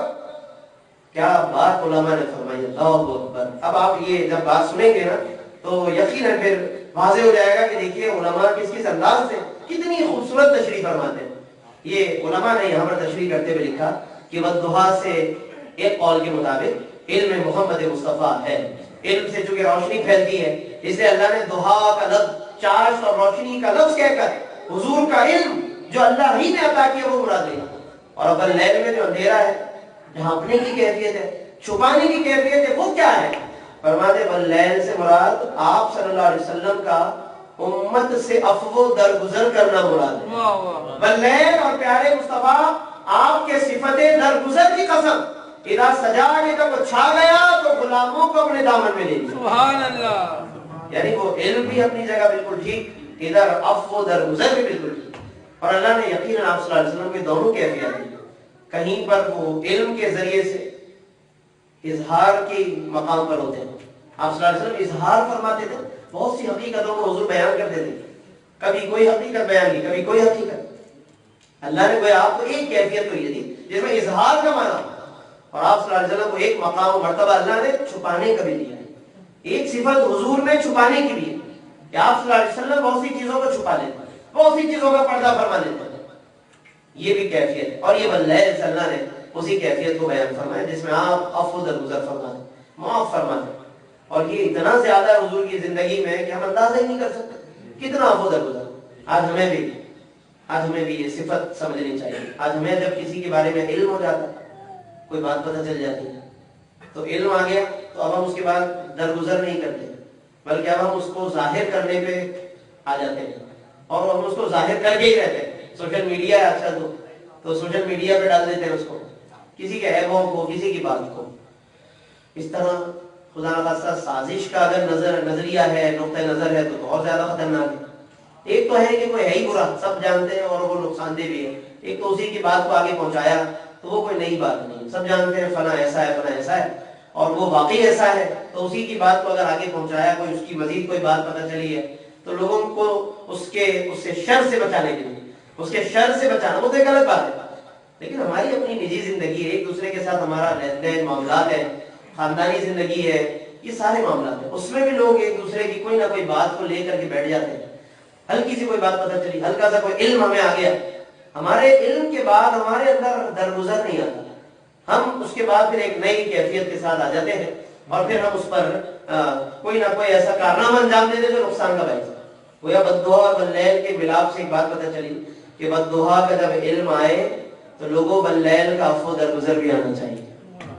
یہ ہمارے اندر کاش کے پیدا ہو کہ علم آئے تو درگزر بھی ہو، معاف کرنے والے بنے، ایک دوسرے کو معاف کریں، ایک دوسرے سے درگزر کریں۔ چھوٹی باتوں پر ہم ایک دوسرے سے کس قدر بدلہ لیتے ہیں، انتقام لیتے ہیں، اور اس کے انجام کے طور پر پھر نہ جانے کتنے طویل عرصے تک اس کے نقصانات برداشت کرتے ہیں۔ یہ ہماری یقیناً ناعاقبت اندیشی ہے، ہماری اپنی غلط فہمیاں ہیں کہ جس کی وجہ سے ہم غلطی کا شکار ہیں۔ اس لیے حضور علیہ السلام کے اخلاق، بعض علماء نے اخلاق بھی مراد لی، والضحیٰ واللیل کے معنی و مفہوم میں اخلاق محمد بھی مراد لی، کیونکہ ان اخلاق میں یہ دونوں کیفیات آپ کو نظر آئیں۔ ایک آخری مفہوم اس کا ایک اور بھی ہے، والضحیٰ چونکہ روشنی کا معنی ہے، واللیل میں اندھیرے کا معنی ہے، تو ایک بڑا زبردست معنی ایک اور بھی فرمایا، والضحیٰ میں روشنی ہے نا، تو کہتے ہیں کہ اس سے مراد آپ کا یوم ولادت مراد ہے۔ والضحیٰ یوم ولادت مصطفیٰ کی قسم کہ جس دن اللہ نے بڑی روشنی دی ہے لوگوں کو، یعنی اسی کے ذریعے کائنات میں اسلام آیا، لوگوں کو قرآن ملا، اور باللیل میں پھر کیا ہوگا؟ فرمایا شب معراج مصطفیٰ کی قسم، سبحان اللہ، وہ تو ہے ہی رات، وہ رات ہی رات ہے، اللہ نے اس کے لیے رات کا انتخاب کیا نا اپنی ملاقات کے لیے۔ اور وہاں پر بھی علماء نے وجہ بیان کی، کئی وجہ بیان کی، ایک وجہ اس کی بڑی دلچسپ ہے، فرمایا باللیل شب معراج، تو معراج کے لیے اور اپنی ملاقات کے لیے اللہ نے رات کا وقت منتخب کیا، اس کی وجہ فرمایا کہ چونکہ یہ معراج کا جو واقعہ ہے نا، یہ انعام تھا حضور کے لیے ان عبادتوں کا، ان قیام اللیل کا کہ جو رات بھر آپ کیا کرتے تھے، رات بھر حضور اتنا قیام اللیل کرتے تھے، اس قدر عبادت کرتے تھے کہ سیدہ بی بی عائشہ فرماتی ہیں کہ آپ کے قدمین مبارک میں بعض اوقات تو ورم آ جاتا، اتنی سوجن یا اس قدر قیام، آپ اندازہ کریں، یعنی قیام اللیل اتنا زیادہ تھا، مشقت اتنی اٹھائی حضور نے اپنی امت کے لیے، اپنی امت کے لیے، رو رو کر سجدوں میں دعائیں کر رہے ہیں امت کے لیے، اور حتیٰ کہ پھر فجر ہو گئی، تو بی بی عائشہ نے پوری کیفیت بیان کی، تو اللہ فرمایا باللیل، یعنی جو جس لمحے آپ عبادت کرتے تھے، محبوب انعام دینے کے لیے بھی ہم نے رات کا انتخاب فرما لیا، انعام دینے کے لیے بھی رات کا انتخاب فرما لیا۔ تو یہ بددعا کے معارف ہیں، بددعا کے معانی ہیں، جس کی آج ہمیں ضرورت ہے۔ اور صوفیاء کرام اور بزرگان دین کے یہاں تو پھر ایک اور الگ دلچسپ معاملہ ہے، وہ تو کہتے ہیں یہ جو کائنات کو جو کچھ ملا ہے، دیا اللہ نہیں ہے، دیا اللہ نہیں ہے مگر صدقہ ہے محمد مصطفیٰ کا نام۔ کہتے ہیں کہ اسی کائنات میں اللہ نے دن کو روشن بنایا، رات کو اندھیری بنایا، ایسا ہی ہے، دن کو اجالے والا بنایا، رات کو اندھیری بنایا۔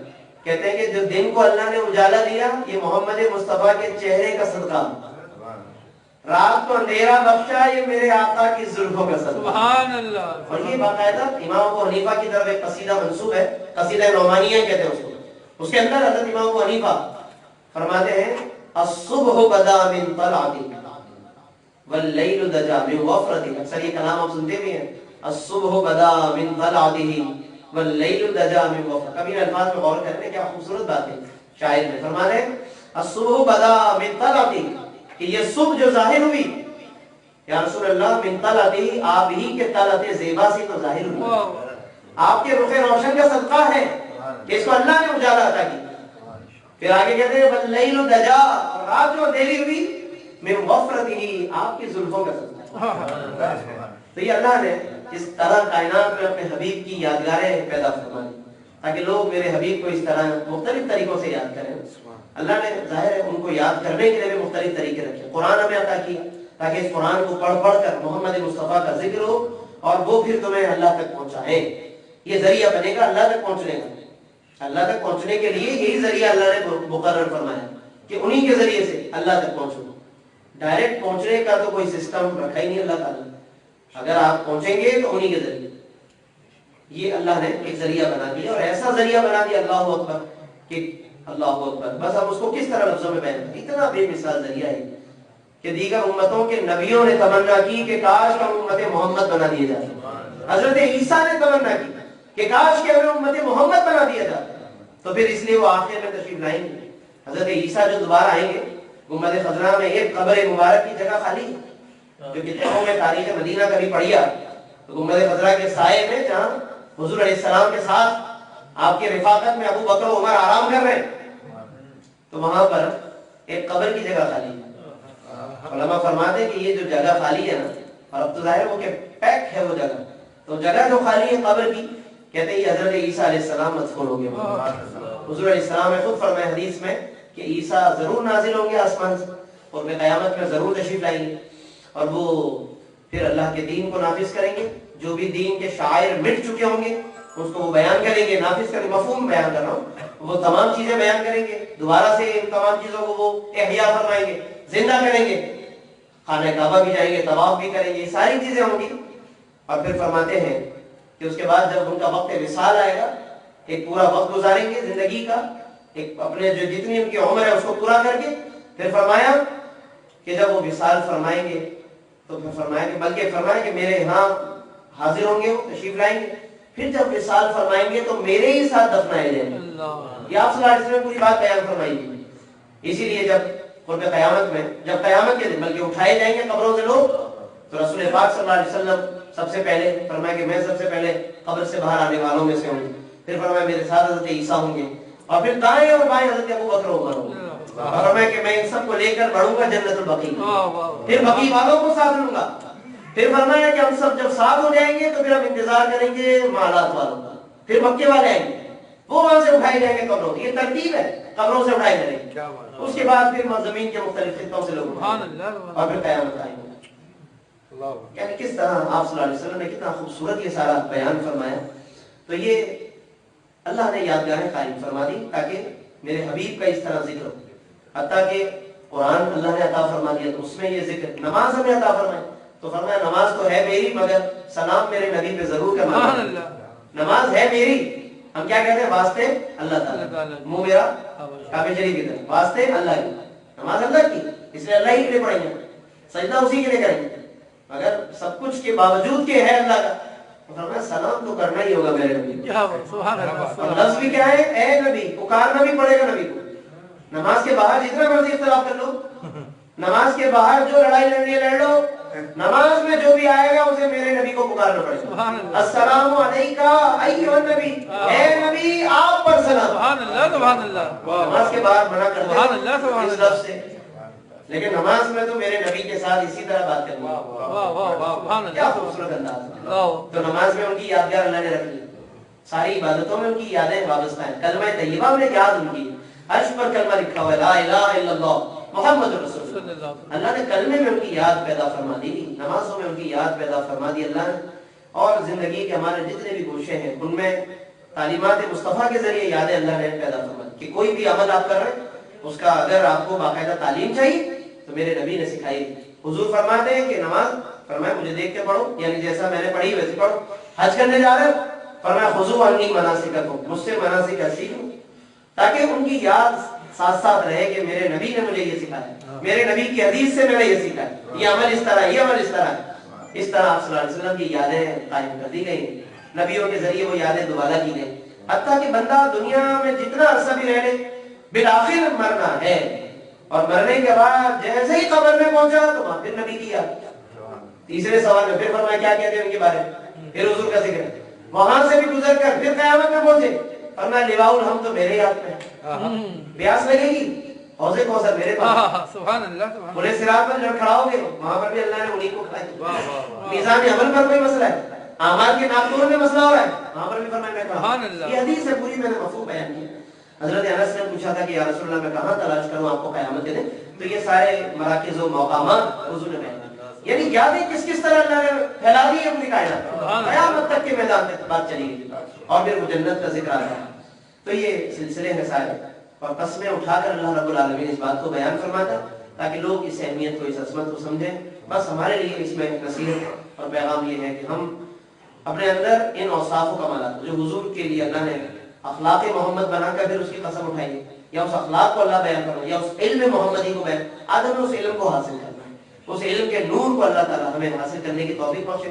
اپنی زندگی میں کوشش کیجیے گا کہ ضرور ہم اور ہمارے بچے، ہماری اولادیں کوئی ایک کتاب سیرت النبی پر، حضور کی سیرت پر ضرور بغور اچھی طرح پوری محنت کے ساتھ اس کو ضرور ہم حضور علیہ السلام کی محبت میں پڑھیں اور خوب اس سے فیض حاصل کرنے کی کوشش کریں. کوئی ایک ایسی مستقل بڑی کتاب جو جامع ہو، جیسے چھوٹی کتابوں میں جو ہے تو جامع مگر چھوٹی مختصر کے لیے سیرت مصطفیٰ کی کتاب ہے. علامہ عبد المصطفیٰ اعظمی رحمۃ اللہ علیہ کی بڑی اچھی کتاب ہے. علامہ عبد المصطفیٰ اعظمی رحمۃ اللہ علیہ کی سیرت مصطفیٰ بڑی جامع ہے. آپ صلی اللہ علیہ وسلم کی مکی زندگی بیان کی، مدنی زندگی بیان کی، پھر غزوات بیان کی، حضور کے خدام کون تھے، حضور علیہ السلام نے کن سواریوں پہ سواری کی، حضور کے سفر کیسے ہوتے تھے، گھریلو زندگی کیسی، ازواج کا کیا مقام و مرتبہ ہے، کون کون سی ازواج حضور کے نکاح میں آئی، کب کب نکاح میں آئی، کیا کیا حالات تھے گھریلو، کیا واقعات پیش آئے، کبھی حضور کہیں جا رہے ہیں ساتھ میں کون ہے، یہ تمام باتیں. یعنی تو میں دو چار ہی لفظ بولے ہیں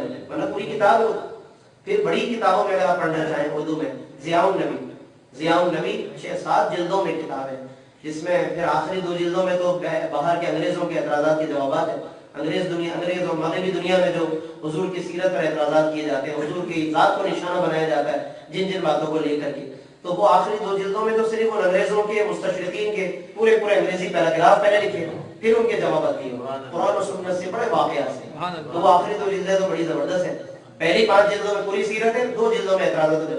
یوں 7 جلدوں کا پورا ایک مکمل سیرت نامہ ہے آپ صلی اللہ علیہ وسلم کا.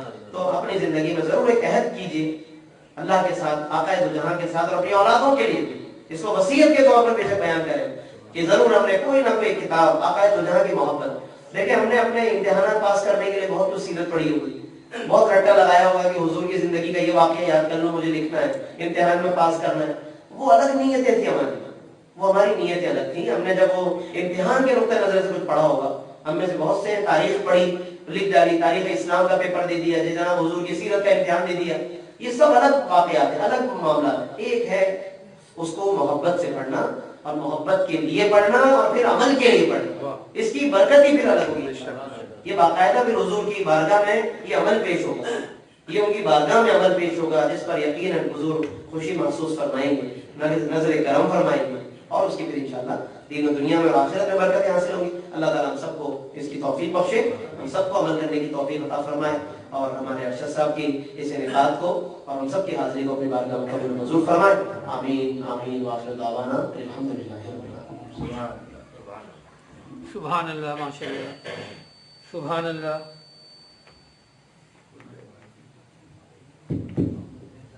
سبحان اللہ، ماشاء اللہ. محترم جناب مفتی محمد اسماعیل نورانی دامت برکاتہ عالیہ اپنے خطاب سے ہمارے قلوب کو منور فرما رہے تھے.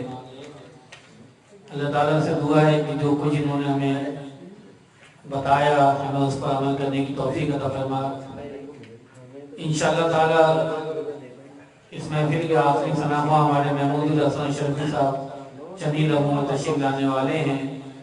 دوران صلاۃ السلام انشاءاللہ موئے مبارک کی زیارت بھی کروائی جائے گی.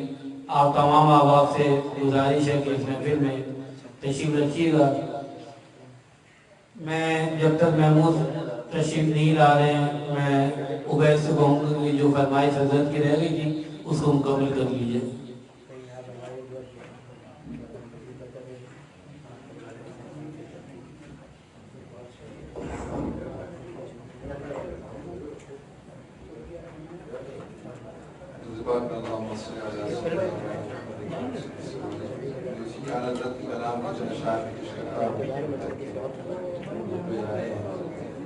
کوئی دنیا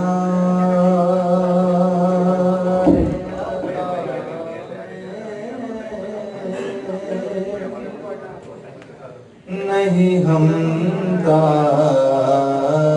تیرا،